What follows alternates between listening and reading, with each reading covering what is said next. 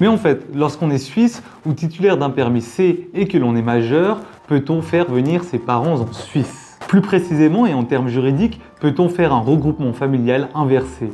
C'est-à-dire, peut-on non pas faire venir ses enfants et son épouse, mais ses parents ou d'autres familles proches qui ne font pas partie de ce qu'on appelle la famille nucléaire? Alors, théoriquement, eh bien, c'est possible, mais les conditions sont extrêmement restrictives.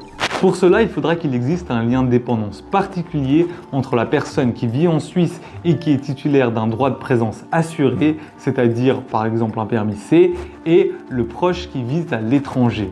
Et ce lien de dépendance-là, il peut exister par exemple en raison d'une maladie de la personne qui vit en Suisse ou d'un handicap que cette personne-là a en Suisse. Cette maladie ou cet handicap l'empêche, par hypothèse, de gagner sa vie ou alors d'être autonome. Il faut donc arriver à un tel lien de dépendance que ce lien-là puisse être assimilable au lien qu'a un parent avec son enfant mineur. S'il s'agit de simples difficultés économiques ou de raisons organisationnelles, eh bien cela n'est pas possible de faire venir ses parents en Suisse. Il faut vraiment que la maladie ou l'handicap de la personne en Suisse rende irremplaçable la présence du parent auprès de lui. Dans sa jurisprudence, le tribunal fédéral a eu l'occasion d'admettre ce lien de dépendance-là pour une mère qui voulait rejoindre son enfant majeur, qui souffrait de troubles de type schizophrénique et qui était dans une très grande dépression. Ces troubles rendaient sa présence irremplaçable en Suisse et donc elle a pu obtenir un titre de séjour en Suisse pour aider son fils. D'expérience, je peux vous le dire déjà, si vous allez dans cette voie-là,